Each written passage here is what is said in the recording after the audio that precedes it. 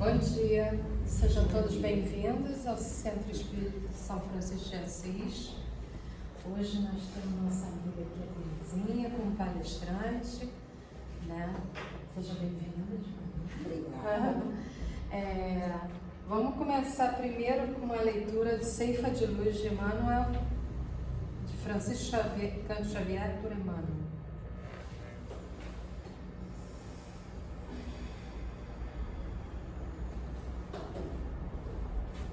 Encarnos.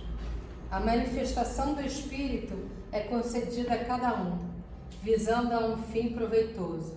Paulo, 1 Coríntios, capítulo 12, versículo 7. Cada individualidade encontra na reencarnação um quadro de valores potenciais de trabalho, análogos àqueles que a pessoa recebe quando é favorecida por um cargo determinado. Assim como o obreiro é indicado para integrar a tabela nominativa de certa repartição, com atribuições específicas, também nós, quando nos dirigimos para a esfera física, recolhemos semelhante designação. Somos como que nomeados para servir em determinado setor de atividade e, consequentemente, colocados na equipe de familiares e companheiros que nos possibilitam a execução da tarefa. Mas se a obtenção do cargo resulta de concessão ou de ordem do plano superior, o aproveitamento do encargo depende do interessado em desenvolver ou consolidar os próprios méritos. À face disso, precisamos considerar que todos possuímos o talento da capacidade para investir na edificação do bem onde estivermos. Ninguém está órfão de oportunidade. Em toda parte há serviço que prestar e o melhor que fazer. Observa em torno de ti e verás múltiplos chamamentos à obra do progresso geral. Ninguém está privado do ensejo de auxiliar o próximo, elevar, consolar, instruir, renovar. Não te detenhas. O amparo do Senhor é concedido a cada ser humano visando o proveito de todos. Considera a indicação que recebeste para servir, segundo as possibilidades que te enriquece o coração e as mãos. O encargo vem à nossa esfera de ação, por efeito da providência divina, mas a valorização do encargo parte de nós.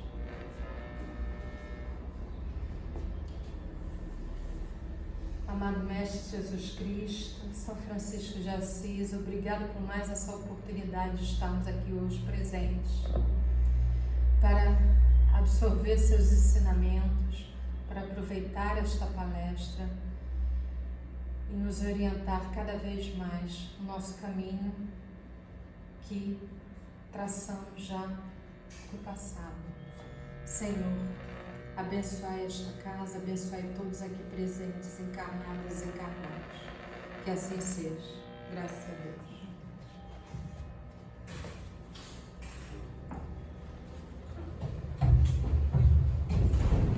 Que a paz de Jesus esteja com todos nós e sempre de frente para essa placa lembrar que a proteção da casa, proteção maior, é de Francisco de Assis. Jesus, acima de tudo, mas Francisco de Assis. Aquela personagem que modificou a história. Francisco trouxe uma nova forma de vivenciar o seu amor a Jesus, mostrando-nos que a simplicidade, a abnegação são os valores que nós cristãos devemos desenvolver. E hoje, um tema espinhoso que me foi dado, né? O auto-perdão, libertando-se das mágoas e das culpas. São coisas que carregamos secularmente. A nossa formação lá da Igreja Católica, a maioria de nós, sempre trabalhando aquela culpa. Eu lembro que eu era criança, a gente, 7, 8, 10 anos, ia confessar, o pai perguntava, que pecado você tem? Que pecado uma criança dessa idade tem? Aí você inventava. Então, sempre, porque você tinha que ter pecado. Então, aquela culpa foi sendo instilada em nós por muito tempo, desde a infância. E nós sempre carregamos essa sensação. E as mágoas que nos acompanham. Eu sempre cito a Luzia Matias, que é lá do Leon Denis. Ela é obstetra, mas ela tem um trabalho de autocura, porque ela teve um câncer, então ela trabalhou o livro Plenitude, da Joana de Ângeles, e faz palestras sobre Joana e sobre esse tema. Ela diz assim, às vezes a pessoa tem 60, 70, 80 anos e continua culpando os pais. Ela ainda fala assim, porque o papai, a mamãe, ela diz assim, deixa o papai e a mamãe em paz. Como diz aqui, a obra é nossa. Eles fizeram o melhor que eles podiam. E às vezes a gente vai carregando essa mágoa injustificada para o resto da vida. Mas, começando do começo, como a gente diz, Jesus falava muito do perdão. O perdão é a coisa principal. A gente não carregar a mágoa, o ressentimento nos acompanhando, porque às vezes não prejudica o outro, não. O outro me magoou, me prejudicou e foi embora, foi cuidar da vida dele. E eu carrego. E aquilo me adoece. Então, como fazer com essas situações todas? E nós sabemos que para eu ter um sentimento bom em relação ao outro, ele tem que estar dentro de mim. Então, por que é que eu julgo? Eu vejo uma pessoa, eu olho para a pessoa, para uma mulher, toda diz assim, nossa, mas que perua, como é que ela tem coragem de sair assim? Às vezes, eu gostaria de estar vestida como ela, mas não tenho coragem. Aí eu aponto o dedo.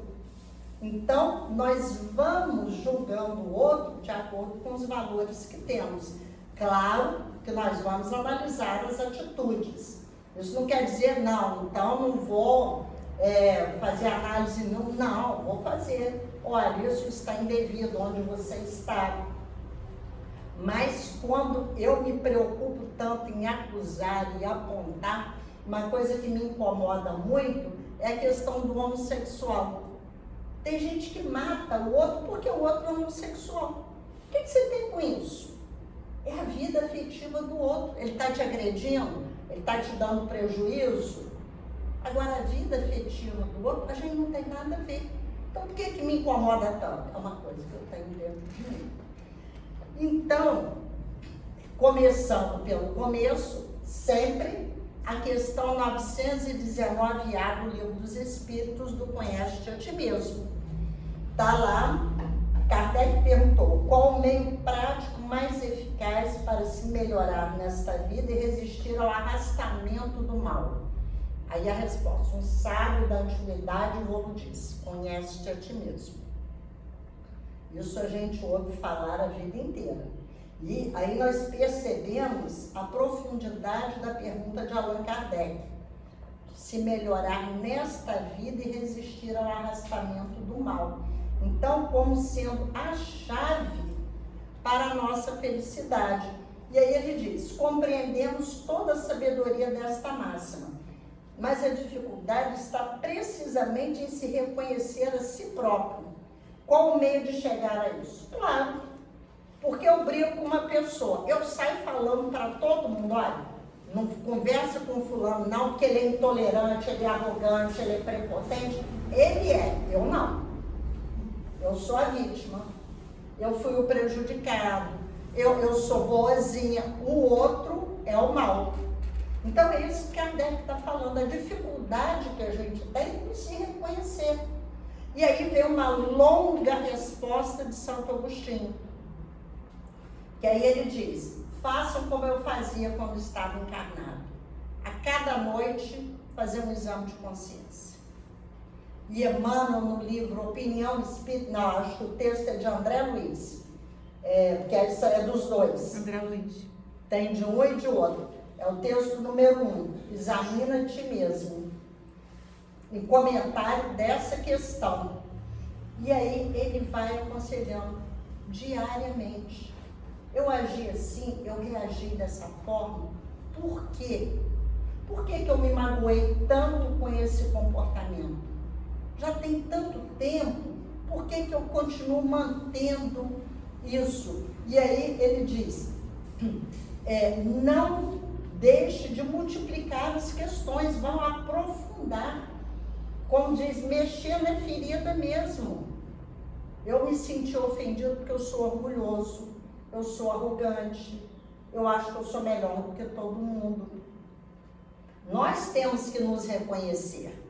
No Livro dos Espíritos, Kardec pergunta, está errado o homem em reconhecer o que faz de bom, suas qualidades? Não. Porque se reconhece a ti mesmo, você vai reconhecer, olha, eu já faço isso de bom. Eu tenho essa qualidade, não tenho muitas outras, mas essa eu já tenho. Então, para que haja um equilíbrio, para que também não incorramos na culpa. Eu sou errada, eu vou me martirizar, tenho que fazer sacrifício, porque eu sou pecadora e tudo que eu faço está errado. Não está. Esse capítulo do bem e do mal é importantíssimo para nós. Todos nós temos esses dois lados. Tem hora que somos uns anjos, fazemos coisas altruístas, maravilhosas, ajudamos, somos abnegados. Outra hora somos egoístas, apegados às coisas, orgulhosos. Está lá na questão 785, o que entrava o progresso? O orgulho e o egoísmo, que ainda em maior ou menor grau está em nós.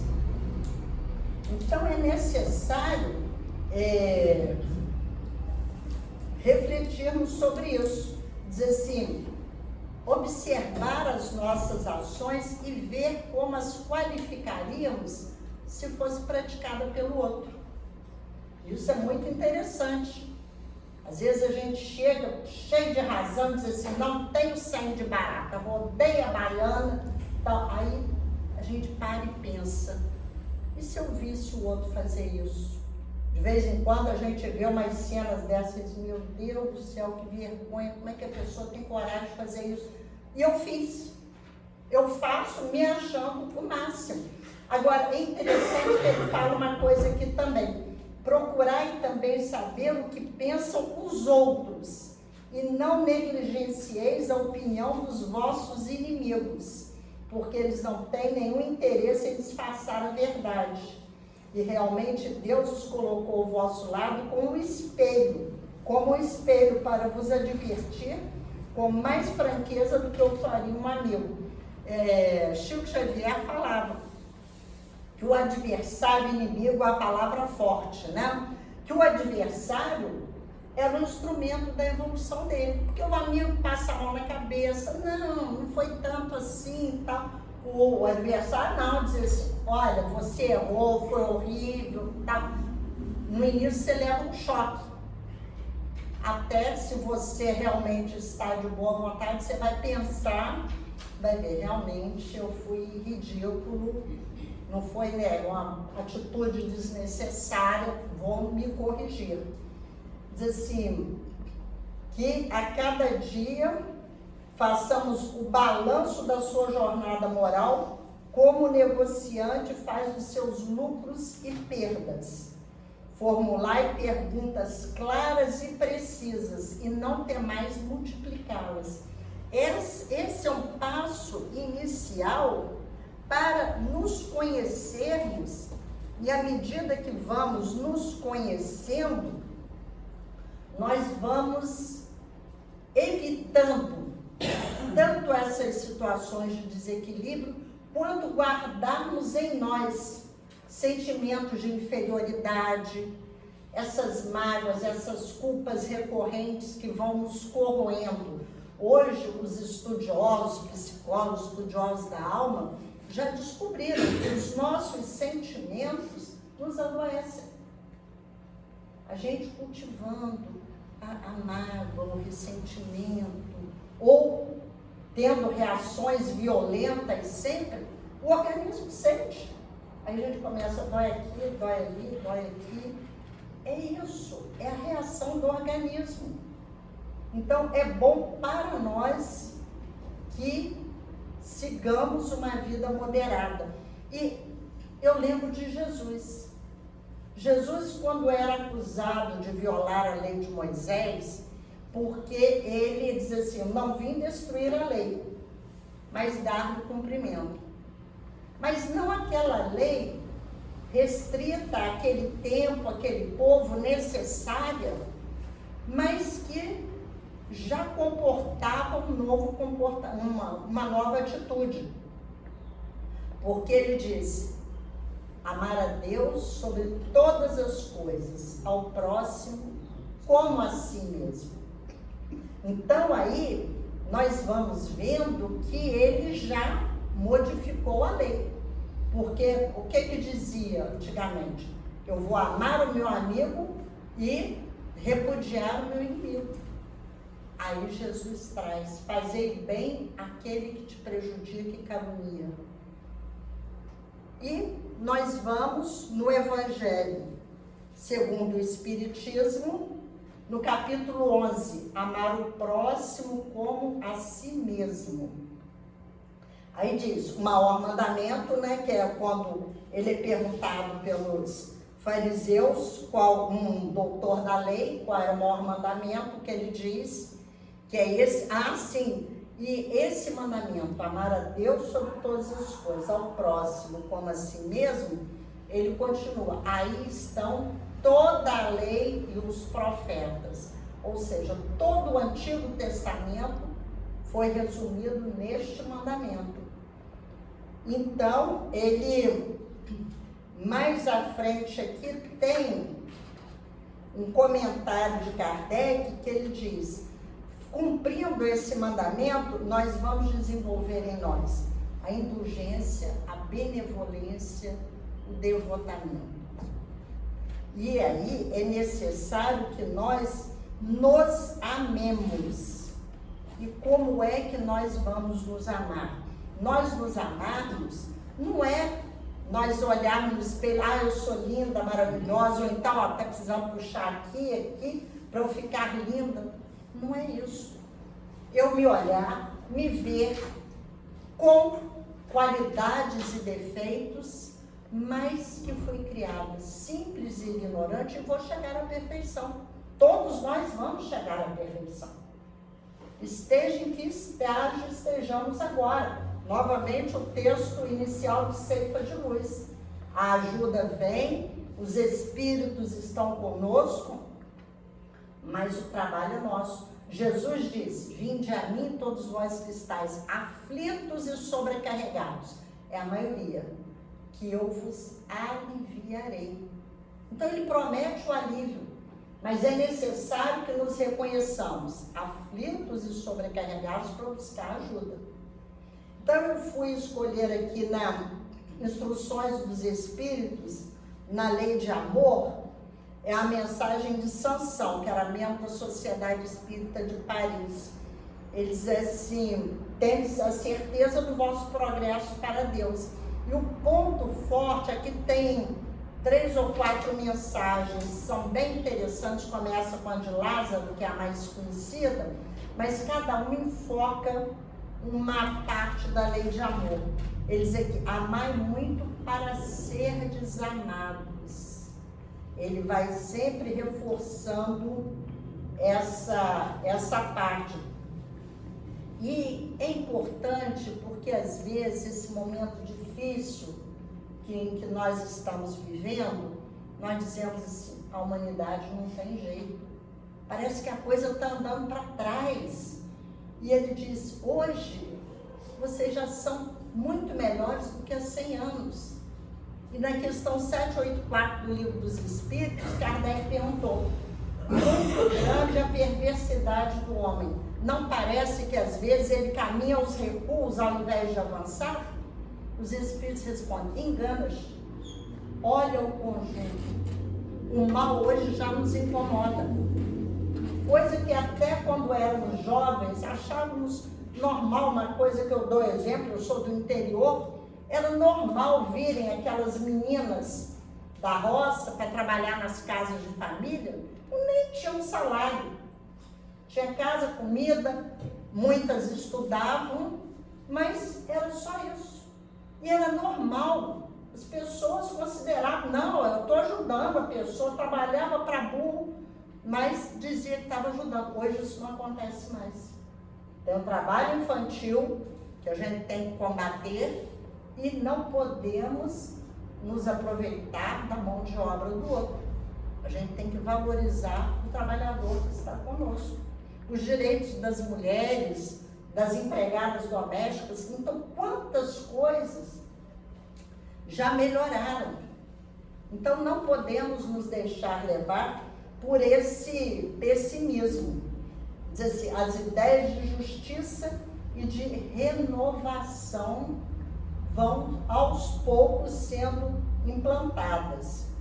Ele termina aqui, grande pensamento de renovação pelo Espiritismo, tão bem exposto no Livro dos Espíritos, produzirá o grande milagre do século futuro, o da reunião de todos os interesses materiais e espirituais dos homens, pela aplicação desta máxima bem compreendida: amai muito para serdes amados. Então, como vamos amar?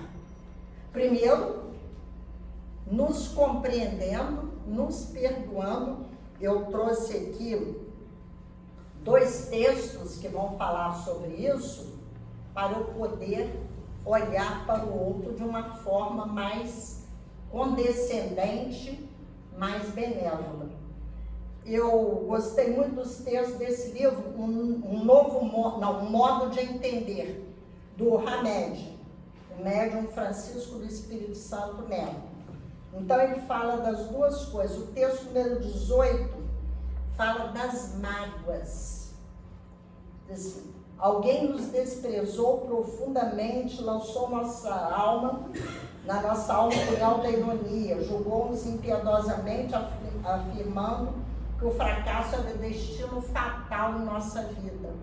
Isso, várias formas que nós vamos acumulando essa mágoa. Ele fala rompimento afetivo, maledicência sobre a vida sexual de alguém, preconceito determinado pela idade, trabalho, ingratidão dos filhos, que é uma coisa que machuca muito, abandono de amizades queridas, traição amorosa, discriminação social. Nós vemos muitos motivos para que a pessoa guarde essa mágoa. Diz assim, aconselhar uma pessoa ofendida a imediatamente esquecer, não se magoando com ofensa, seria o mesmo que pedir que agisse como se a agressão nunca tivesse acontecido. É muito importante, quando a gente começou falando do conhecimento de si mesmo, a gente reconhecer o nome daquilo que sente. Vai dizer, não foi nada não. Às vezes você ficou uma fera, você está arrasada, a pessoa vem falar com você, não, esquece, não foi não. Foi. Eu fiquei magoada. Vamos conversar, se você me magoou, você me agrediu, por que você falou assim? Ele diz assim, pode ser uma ideia equivocada a de nunca se magoar e sempre esquecer, pois a não aceitação de uma emoção real resulta no seu deslocamento fora do seu mundo interior. O fato desagradável fica no exterior e a verdadeira causa da emoção permanece no escuro. Essa postura comportamental recebe o nome de ocultação dos sentimentos ou repressão. Não é a gente chegar para a pessoa e despejar tudo que está sentindo ali, mas vamos conversar. E vamos conosco mesmo. Começar, vamos parar antes de nos dirigirmos ao outro. Vamos parar e pensar. Lá, naquela conversa íntima, eu fiquei magoado, isso me deixou arrasado. Como é que foi? O que é isso? Por que que calou tão fundo, aí vamos esclarecer com a pessoa. Porque quando empurramos para debaixo do tapete, a coisa está lá. Um dia vai explodir. Quer dizer assim, ocultação do sentimento ou repressão. E muitos têm aquela coisa, ah não, eu sou espírita, eu não tenho raiva, eu não guardo mágoa, eu não piso na bola. Isso não existe. Somos todos humanos. Os sentimentos humanos são inerentes a nós. As falhas, as virtudes, todas são inerentes à nossa evolução. Como estamos trabalhando isso? Negar um sentimento, negar uma atitude, não vai resolver a situação. Mesma coisa quando eu tenho uma doença, eu vou dizer assim, não tenho nada. Não vou me tratar porque essa doença vai embora, eu tenho tanta fé que ela vai embora. Não. Exemplo de Chico Xavier. Chico fazia os tratamentos espirituais, sempre em contato com a espiritualidade, mas ele ia no médico. O Arigó uma vez chamou, porque ele tinha aquele problema eterno na vista, né? Sangrava, doía, aquela coisa. Ele falou assim, não, vem cá que eu vou te operar. Ele falou, não vou não. Esse problema eu conheço. Isso é porque eu estou comprometido com a lei. Você cura esse, vai aparecer outro. Então, deixa eu ir convivendo com esse. Mas ele ia no médico. Ele não ficava só confiante que a espiritualidade ia tratar, não. Ele se tratava com o médico encarnado. E é isso que devemos fazer. E muitas vezes, nessas situações, nós precisamos de uma orientação exterior. Vamos buscar um profissional. Diz, olha, estou com essa mágoa, estou com esse sentimento que não me deixa, eu não consigo trabalhar, não consigo falar com a pessoa. O que eu faço? E aí, um profissional pode ir nos orientando. E aqui, Hamed continua falando. Nós não vamos esquecer. O perdão, Allan Kardec trata disso no Evangelho. O perdão não é o esquecimento do que aconteceu. Ah, não, esquece, apagou. Não. Aquilo me marcou, eu fui magoado, aquilo está em mim. É você ressignificar o fato. Eu até anotei aqui, porque é um capítulo bem interessante, o capítulo 2 do Evangelho, item 5, que fala do ponto de vista. Nós, com o entendimento, trabalhando em nós, aquela coisa da necessidade de nos conhecermos, nós vamos ressignificando a situação e mudando ali o enfoque. Diz assim, não se magoar é impossível, mas perpetuar ou ignorar o fato desagradável pode ser comparado ao comportamento do escorpião, que quando enraivecido inocula veneno em si mesmo com o próprio ferrão. Não é isso que as pessoas dizem, você desejar vingança, você guardar aquela mágoa, é a mesma coisa você tomar o veneno esperando que o outro morra. Então esse exemplo do escorpião é ótimo. Perdoar não significa apenas esquecer as mágoas ou mesmo fechar os olhos para as ofensas alheias. Sejamos realistas, sem desequilíbrio, sempre com ponderação. Perdoar é desenvolver um sentimento profundo de compreensão e aceitação dos sentimentos humanos, por saber que nós e os outros ainda estamos distantes de agir corretamente. Eu já citei aqui, que eu sempre cito, uma fala de Paulo de Tarso que está em Romanos. O bem que eu quero, eu não faço. O mal que eu não quero, esse eu ainda faço. Não acontece com todos nós, de vez em quando você se pega, meu Deus, eu fiz isso outra vez, mas eu não podia. É aquele nosso orgulho de achar que já deveríamos agir com perfeição. E isso está longe de nós. Mas ainda no capítulo da mágoa, em muitas ocasiões, nós nos magoamos profundamente com a pessoa e não sabemos realmente o que está acontecendo. Às vezes nós cultivamos aquela mágoa, ficamos sem falar com a pessoa e tempo depois, quando ela chega perto, o que aconteceu? Você ficou diferente comigo? Ah, aquele dia você fez, você me perdoa. Eu nem notei que eu fiz. Então, são essas coisas, você passar pelas pessoas na rua e não ver. Ontem mesmo me aconteceu, eu vi uma família, aí eu estava olhando, que eu olho tudo, eu só me dei conta que eram conhecidos quando chegaram perto. Então, se você deixar de cumprimentar as pessoas, você vai, e aí a pessoa acha, não, está magoado comigo. Tem um caso aqui nesse livro, Destino em Suas Mãos, do Richard Simonetti, em que ele fala ele trata dessa questão, ele diz assim, mais frágil que mal. Fala que a moça, a Clorinda, era a segunda mulher do rapaz. E ele tinha um filho de 10 anos, que não a chamava nunca pelo nome. E nem olhava para ela. Aquilo, ela já estava incomodada, ela não ficou com raiva. Mas ela não estava entendendo aquilo, que rejeição era essa do menino com ela.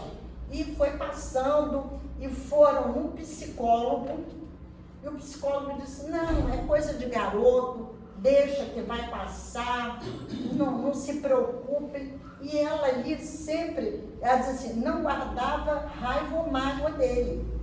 Mas a situação não mudava, ela o tratava bem, né? Filho do marido, aquela coisa, ela gostava do menino, até que um dia numa reunião mediúnica, olha o que o Espírito diz,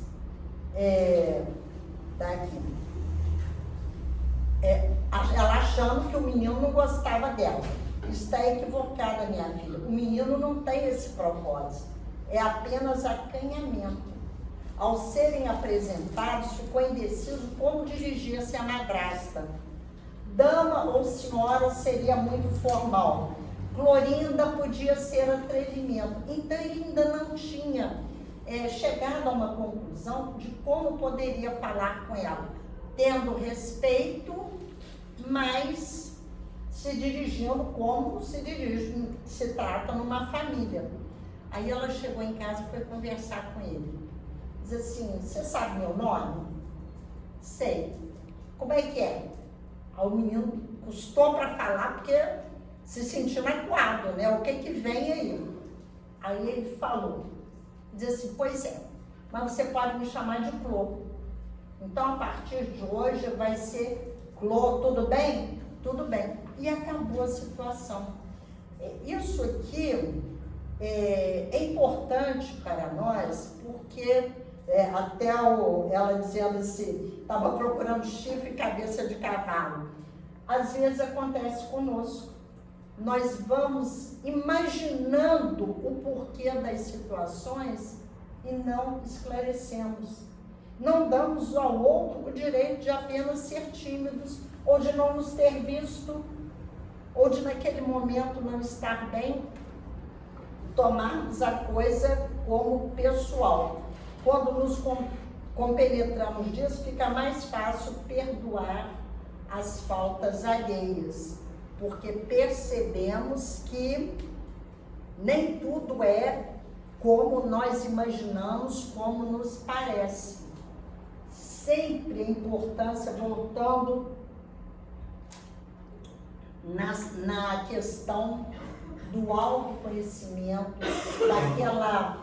daquele momento de reflexão. Hoje em dia tem se aconselhado muito a meditação.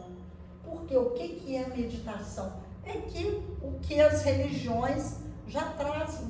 Às vezes recomenda ler um pequeno trecho, a gente lê, fecha os olhos, pensa naquilo, faz aquela prece, se liga na espiritualidade. Isso já é uma forma de meditação. A gente sair desse burburinho da vida e procurarmos nos apaziguar. Precisamos disso. Tantas coisas acontecendo, notícias, e violências e mil coisas que todos nós sabemos, é necessário que em alguns momentos nos retiremos sozinhos, como Jesus disse, ao fazer oração, feche no seu quarto, mas não precisa ser um quarto, fechar em nós mesmos, parar, podemos estar no trabalho, na condução, onde for, a gente se concentra para não nos desequilibrarmos e não fazermos julgamentos precipitados. Mas voltando ao Hamed, ele tem aqui um texto, o texto número 31, nós falamos do 18 da mágoa. O 31 diz assim: as duas faces da culpa. Imediatamente, pela segunda vez, o galo cantou. E Pedro se lembrou da palavra que Jesus lhe havia dito: antes que o galo cante 2 vezes, me negarás 3 vezes. E começou a chorar. Porque quando Jesus disse que Pedro ia negá-lo, ele disse: não, eu não, é a nossa atitude, né? Disse: você se equivocou comigo. Eu não sou capaz disso. E nós somos Pedros. Nós somos capazes, sim, de muita coisa.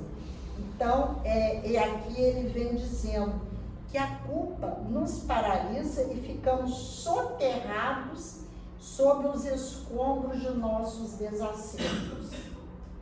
Quantas vezes, às vezes, coisas que fizemos há décadas, quando éramos jovens, e aquilo diz assim: nossa, mas cada vez que vem à cabeça, aquilo vai nos martirizando. E ele vem analisando assim: a culpa se estrutura nas crenças antigas do pecado irreparável e nos alicerces do perfeccionismo. Nós não temos que ser perfeitos. O Marcelo Gleiser, que é um físico, astrônomo, ele tem um livro que é A Criação Imperfeita. Ele diz que a criação, diferente do que nós imaginamos, não é totalmente simétrica. A gente sabe que tem um lado diferente do outro. A perna, uma é mais comprida do que a outra.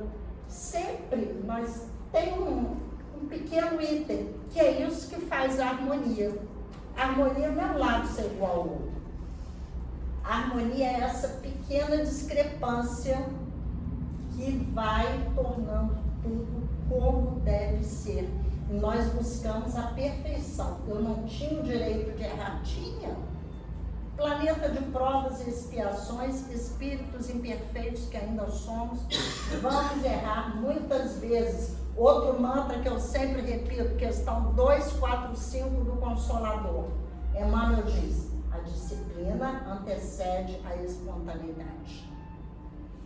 Eu, por disciplina, vou buscando ter mais equilíbrio, ter paciência, naqueles momentos que a gente quer estourar, diz: não aguento mais, está demais para mim.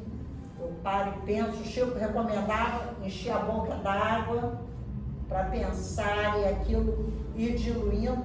Cada um de nós vai ter o seu exercício de paciência, ou do ponto fraco que temos, porque eu falei da paciência, mas a gente muitas vezes acumula, né? Não é só a impaciência que nos perturba.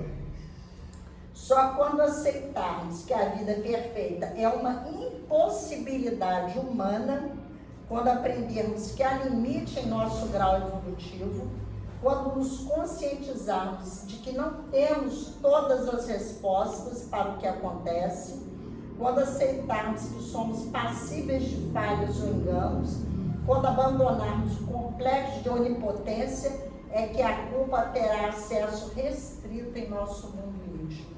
E aí volta, conhece a ti mesmo.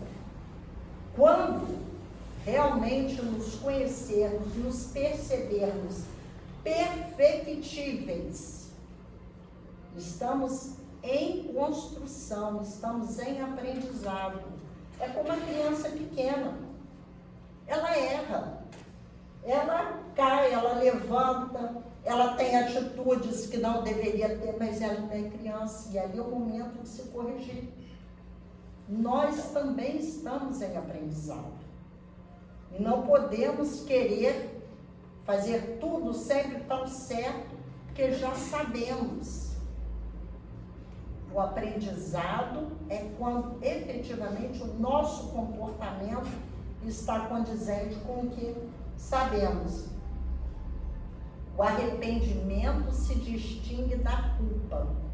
Então, me arrependi do que fiz. Claro, cometi um erro e me arrependi, mas vou trabalhar para não repetir. A culpa não. A culpa, eu errei e eu vou alimentando aquilo, como que a gente faz. A gente vai cozinhando. Você põe no fogo em banho-maria e deixa lá. De vez em quando você vai lá e alimenta. Na hora, sou culpadinho, e aquilo vai alimentando. A raiz da culpa é o nosso imenso orgulho e as expectativas absurdas de como nós e os outros deveriam ser, de como deveríamos nos comportar diante dos fatos e acontecimentos.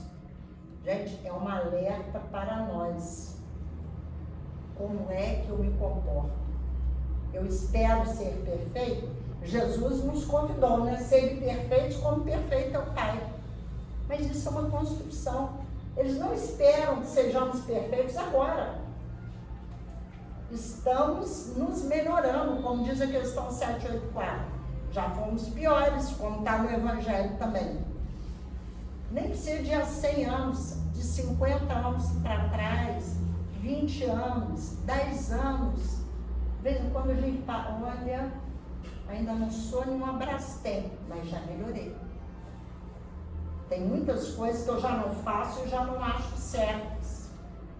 Então, o meu orgulho, como ele diz aqui, é que me faz querer ser perfeito. Eu não admito o erro, nem meu, nem dos outros. Mas é o que todos nós fazemos. Assim, quem se arrepende, abandona a culpa. E aí, quando ele intitulou as duas faces da culpa, ele citou a situação de Pedro, né? O apóstolo Pedro. Pedro negou Jesus, chorou copiosamente quando descobriu que ele havia realmente cumprido o que Jesus havia feito, mas modificou a sua caminhada. Diz aqui, Simão Pedro superou a culpa, transformou-se interiormente e viveu uma existência de amor, compaixão, serenidade e perdão. Diz assim, eu errei, eu neguei o mestre, que foi a coisa mais importante da vida dele, mas a partir dali, ele seguiu servindo, seguiu os ensinamentos que ele havia aprendido do mestre. E tinha que fazer o melhor possível, sem ficar se culpando. Ai, eu neguei Jesus, eu fui um traidor. Não, ele errou, mas ele serviu. Ele mesmo não disse que o amor cobre a multidão dos nossos pecados? Ele passou a partir dali a dizer que viveu uma existência de amor, compaixão, serenidade e perdão, a todos acolhendo. Ele despertou em si o reino de Deus e passou a divulgar a boa nova de Jesus sem distinção de raça, nacionalidade ou condição sexual das pessoas de sua época. Então, Pedro superou a culpa, ele se arrependeu, mas o seu arrependimento produziu frutos de amor e serviço ao próximo. O outro exemplo que ele cita é o de Judas Iscariotes. Judas traiu Jesus, né? Os motivos, hoje a gente vê muitas análises dos fatos, não importa. Então ele traiu Jesus, mas não imaginava que Jesus fosse ser crucificado.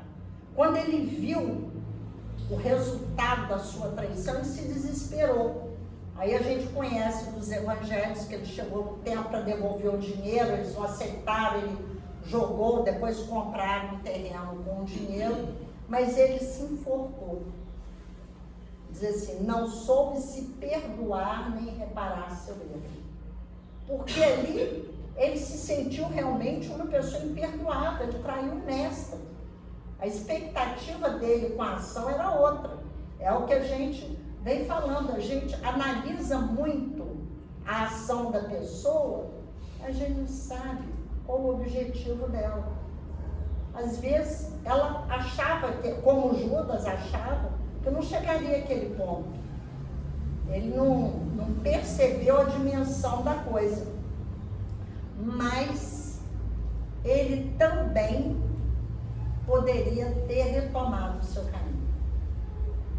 Em tudo, nós temos o livre-arbítrio. A gente lembra da página inicial do Emmanuel. A ação é nossa. Como é que nós estamos agindo? Erramos. É inerente ao ser humano, não tem como. Mas a partir daqui, o que eu vou fazer? Ele não precisava de ter se enforcado, porque erro nenhum é irreparável.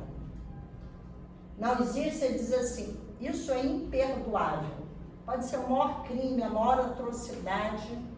Sempre aquele que cometeu é um espírito que foi criado simples e ignorante e um dia vai chegar à perfeição também como nós, que já estamos buscando uma situação melhor. Poderia ter se compensado igualmente a coletividade pela perda do mestre, procurando redimir-se do seu grande equívoco através da ação de fazer chegar a um grande número de pessoas a mensagem cristã. Ele poderia ter feito como Pedro, dizer assim, olha, eu privei a sociedade, as pessoas do conhecimento da mensagem do mestre, do contato com ele. Então, a partir de agora, eu vou levar essa mensagem e vou amar com abnegação, como eu aprendi com Jesus. Mas ele se fechou na culpa, ele não se perdoou. Assim, poderia também ter iniciado quase que imediatamente o trabalho da autotransformação, aquela coisa do auto-perdão. Não justificar a sua culpa. Não, estava certo, foi a circunstância. Não, errei, fui culpado e tal, mas a partir de agora eu vou me transformar. Porque é isso que devemos fazer, é para isso que estamos aqui. Questão 132 do Livro dos Espíritos. Qual o objetivo da encarnação dos Espíritos? Chegar à perfeição. Ponto. Para todos. Cada um de nós passa pelas agruras que tem que passar para chegar à perfeição. Enquanto isso, vamos nos ajudando. Por isso, nos reunimos em coletividades, porque uma hora eu estou mal, outra hora a companheira vai estar, outra hora é a outra. E, não, você não está bem agora? Então eu te socorro. A outra hora já vai socorrendo o outro. E assim é que nós vamos nos melhorando. E aí o Hamed continua dizendo, mas a culpa o paralisou por anos.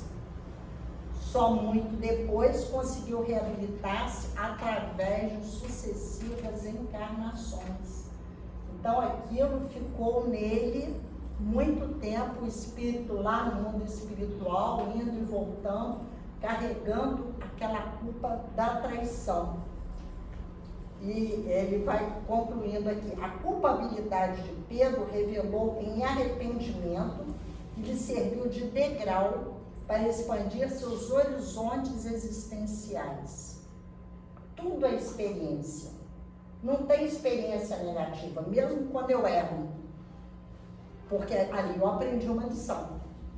E não vou repetir aquele fato novamente. A culpabilidade de Judas derramou sem remorso doentio, acabando em autocondenação. Gente, vamos nos amar. Para podermos amar alguém, é necessário que nos amemos. Como estamos na nossa relação conosco mesmo? Os Espíritos nos dizem que a fila para reencarnar do outro lado é imensa.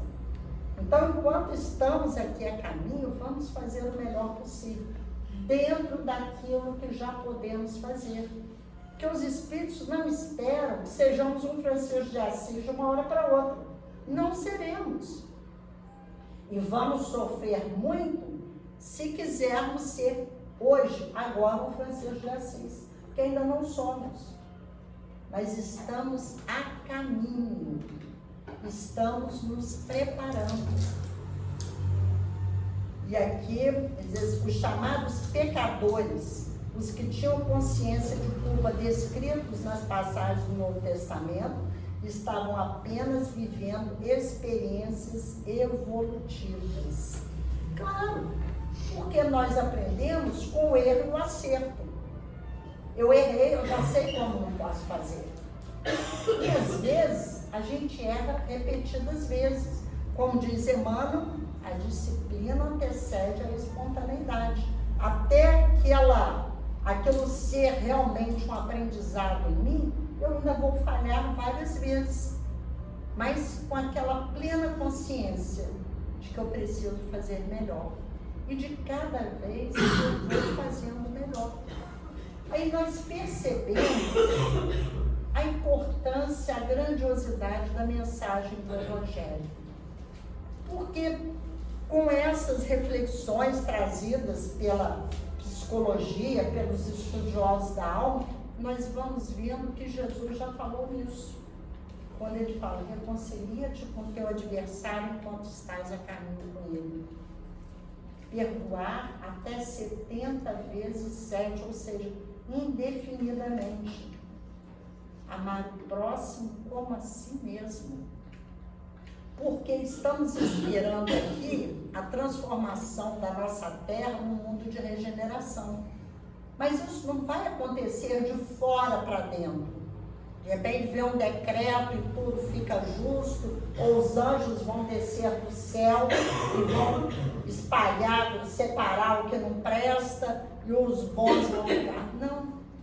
Isso é feito na construção dentro de nós. Nós nos melhoramos a vida ao nosso redor e aí vai espalhando pela sociedade. É um trabalho lento, contínuo, constante. E quando Jesus recomenda que nos amemos, nós vamos exercitando e aprendendo esse amor maior, que ainda não temos. Mas aqui na casa espírita, nas nossas tarefas, já estamos alargando esse entendimento e essa ação.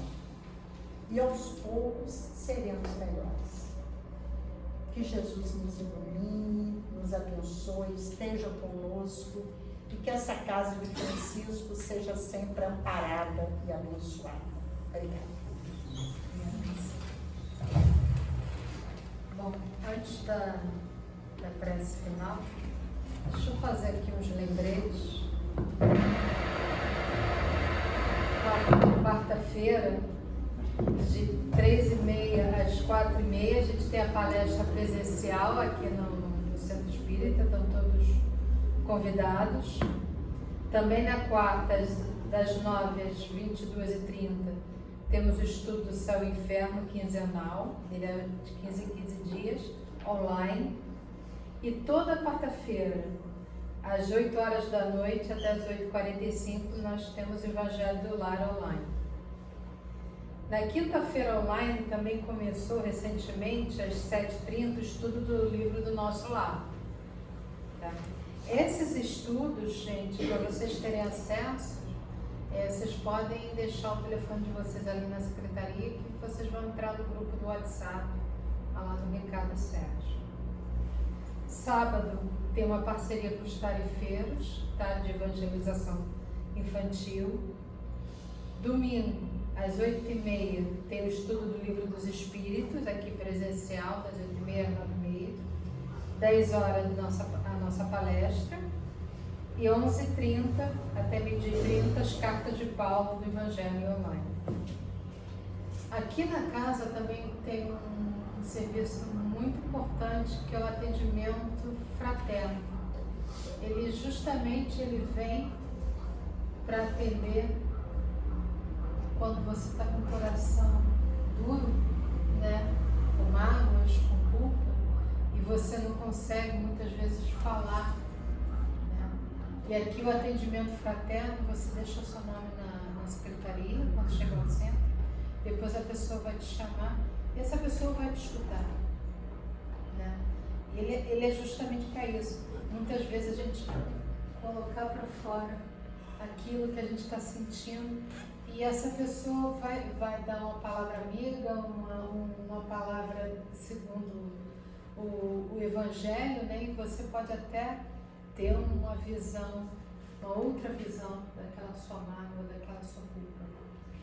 Então, não deixem, não fiquem com isso dentro de si, entendeu? Isso faz mal, isso acaba com a sua saúde. Muitas vezes uma simples forma, 5 minutos, você falando com essa pessoa é o suficiente para você apaziguar seu coração e ver esse problema talvez de outro prisma. Temos também a biblioteca, né, onde tá livre para pegar os livros, né, que tem os ensinamentos, muitas vezes aquilo que você está procurando aprender, né, veja com a Rosa se tem os livros, a biblioteca bem vasta.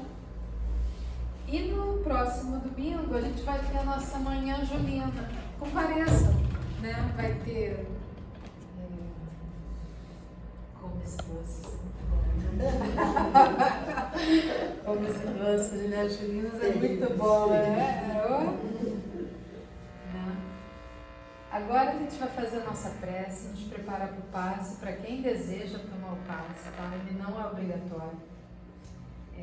Cabe a você sentir dentro de si mesmo se precisa ou não. Então vamos nos aquietar na cadeira. Obrigada, Senhor, por mais essa palestra, por mais esse ensinamento que o Senhor nos proveu hoje através da nossa amiga Terezinha. Que todos nós possamos sempre evoluir, sempre nos conhecermos assim, a nós mesmos. Que possamos, Senhor, limpar o nosso coração, limpar nossos pensamentos, das nossas mágoas, das nossas culpas. Que a gente consiga se acertar com o próximo, se acertar com as nossas desavenças, para que assim seja, para que assim a gente consiga evoluir cada vez mais e mais e quem sabe um dia chegar à perfeição. Que assim seja, graças a Deus.